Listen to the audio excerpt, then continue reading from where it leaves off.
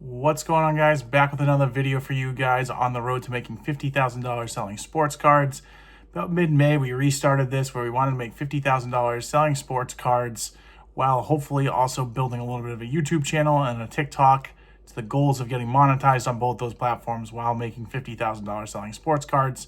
So trying to juggle both buying and selling sports cards as well as buying and opening boxes, just creating content that is a little bit fun. I enjoy ripping hobby boxes, wax, that kind of stuff. So still want to be able to do that, but definitely have to, tone it back a little bit. And you guys are going to see a little bit of that here. So we started last week.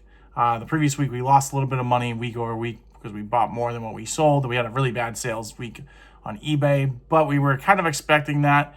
And we're expecting to see a bigger sales week this week on eBay, and we saw that tenfold, so we nearly doubled what we did. So the previous week we were about $800, $840, something like that. We ended up selling $1,507.27 on eBay this week. We also sold $207.60 on Mercari, as well as one private sale and we'll talk a little bit more about that at the end of this video. But we made about $450 on that private sale. You're going to see the exact number here. I haven't shipped it yet, so I don't know what the shipping label is going to cost me. But I haven't deducted like PayPal fees, that kind of stuff yet. But the amount coming into me was $450, and then you guys are going to see the amount that was actually added to the account here. But we had some major expenses this week. So the first thing we did was we ran into an opportunity to kind of switch up a little bit of what we're doing here and another way of making money. So I buy a lot of my boxes directly from Topps. I've always thought about buying hobby boxes to flip, just like I do with my single sports cards. And they released Topps Chrome Sapphire soccer cards. I know nothing about it. It was Sapphire, so I thought it was a good buying opportunity. My goal was to buy a case of them. The case sold super quick. I actually had it in my cart, and it ended up selling out. So I got 4 hobby boxes of those soccer cards. That cost me $1,497.96.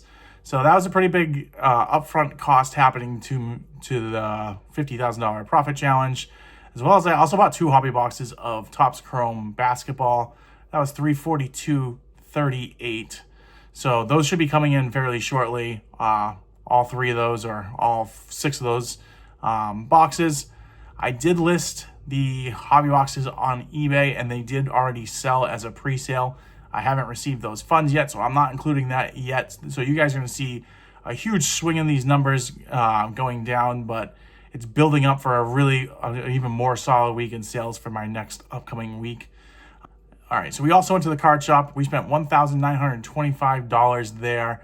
I bought a case of blasters for Optic. I'm going to do another blaster challenge there where we're going to see if we can make some money flipping a case of Optic blasters. Did it once before on this channel. I had a lot of fun doing it. It was nice because it made 5 different videos for me. This case, I'm going to be a little bit faster. I kind of know what I'm looking for a little bit more. So it's going to be about 4 videos. As well as I got a box for my shorts where I'm attempting to pull a superfractor and opening 1 pack a day. So as well as some card supply stuff I needed just for shipping and that kind of thing. So another big negative upfront expense. And then we went to the card show for Father's Day. If you saw the video before this, you saw everything that I picked up, but we spent $1,840 there. It cost us $3 to walk in the door. So all in, we were at $1,843. So if you do it all out, we're going to end up being negative in our series right now by about $1,750, somewhere around there. I don't have the exact number in front of me because I haven't done out, as I said, that private sale yet. But I know that there's 2 things to this. The first is I know a lot of people are kind of looking at this like you can't go negative. A lot of these like profit challenges people do, it's taking $1 and flipping it to $50,000, and you obviously can't go negative that way. I'm not necessarily doing that. My goal is to turn this more into a business, and businesses sometimes take on debt. It has to be good debt and debt that you're going to get rid of quickly. So the debt that I have will be quickly wiped out by just the sheer fact that I've already sold those hobby boxes that I bought from Topps for the soccer boxes. And it's just kind of, I'm using it as another way to build, additional ways to make money doing this business. Obviously, the card show stuff is an expense that will be drained hopefully over the week or two. Every week that I go to the show, my goal is to buy enough inventory where by the next show and or the week after that, by 2 weeks, I want to be profitable again. So the last 2 or 3 buys I've been able to do that. And I'm getting better at what I'm buying. It's moving quicker, getting bigger profit margins, and starting to build up those relationships. And that's the key thing that I'm going to really hit on for this week. One of my other goals was to build relationships. So I wanted 3 relationships where when I messaged someone, they were actually going to respond to me, whether it's phone number, Instagram, that kind of stuff, and just build up that card community relationship, because that's what's really going to help me in getting through this profit challenge. And I need to be able to get cards and sell them quickly. So at the card show, I ran into one of the vendors that I deal with at a different show a lot. He was there as a buyer as well. And he came up to me and just like tapped me on the back as I was going through and working out a deal with another vendor. Showed me a card that he just recently purchased that he wants me to buy. It's a huge Jayden Daniels that I'm interested in buying. We'll see. We'll see kind of where we're at. I don't want to go too much into one card, but the thing is pretty awesome. But I have his phone number. He texted me a picture of it previously. He happened to have the card now. He won it in a break. He had it on him then, showed it to me. But I've built up that relationship to the point where he's reaching out to me with cards. It's a person that I can buy from. I love his lots. I've done very well with both his last lots that I've bought off him. So it's a way for me to acquire cards quicker. And then I've recently, this private sale, kind of developed a relationship with the person, got into talking with them for a little bit. We're now friends on Instagram, or we're following each other on Instagram. And that's where we were able to make this last deal for $450. Bought a bunch of my cards. They do about $500 or 500 cards a week, they said, and Whatnot, all sorts of different ways that they sell. Sounds like they're primarily on Whatnot, but if I have someone that goes through a lot of cards and needs cards, it's great to have a way to source a bunch of cards out.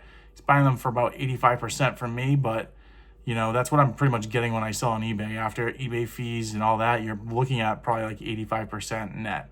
So if I can avoid selling on eBay, just take a picture of everything that I had, and that's what I did with this last show. He had a bunch of cards he was interested in. I went to the show, took a picture of the cards I thought he would be interested in, which about another 12 to 15 of them, sent them to him, and he picked out another 6 cards that he wanted to add to the lot. I added an extra $130 doing that. So if I can go to the shows, flip it with him easily, you know, that's going to greatly help me in this profit challenge going forward. The other, I don't have the exact numbers in front of me, but I'm pretty sure I only got 1 new follower or subscriber on my YouTube. As you'll see, my YouTube was pretty dead. Last week, I only posted 1 video. So no surprise, I was going from about 18 new followers a week down to, for the previous 2 weeks, down to 1. I still was doing my daily shorts, which is making me at least think about it and go to it. But my goal for the end of June and through the month of July is to hopefully post 6 videos a week, if not 7. I have about pretty much all of June already ready to go. I just need to get through some of the editing with some of the stuff, but it's going to help me trigger that, get that going. I really want to get monetized by the end of the year. So a lot of the focus is going to be on that. That's why you see a big purchase of the card shop. I probably got about 5 videos worth of stuff there. Plus I have a bunch of videos that I just haven't released yet. Haven't got to the point where I've edited it. I've switched up some SD cards because one was full and it had like honeymoon stuff on it that I didn't want to delete, and I just need to really go through and delete. But then I went and got my own one for this business, so I have room to delete stuff, and I'm not worried about losing anything on this card, and separate everything. So it's made it a little bit trickier to find videos and put it together, and it's taking me longer, and I'm already slow as it is with editing. So that's kind of one of the deterrents from this last week with uploading. So I've kind of alleviated that stressor or that issue. And I'm excited to kind of put these videos out and quicker and a little bit more complete. And hopefully everything will be kind of smooth sailing there. And then TikTok, you guys can see how many new subscribers I got. I haven't really looked at it. They've trickled in. As I said, TikTok I'm not as active on. I need to be a little bit more active on it, but I'm still happy with the results I've had. I'm more focused on the financial part and the YouTube part than I am TikTok, but I do want to not forget about TikTok and at least put a little semi effort into it. So couldn't be happier with the week. I know being negative seems insane when you're trying to have a profit challenge. But our next payout is going to be tomorrow. And I'm going to try to do more of the vlog style that I said I was going to do for this series. So hopefully it'll be shorter video clips, but a little bit more direct on my thoughts, I guess. But that's going to be a nice swing up for this business, and it might actually even put me into the most profitable I've been so far, as well as having, this upcoming week where I have a good, healthy inventory to sell, and I'm super excited to see even the following week with sales should be really good for me. So that's everything that we got going on right now.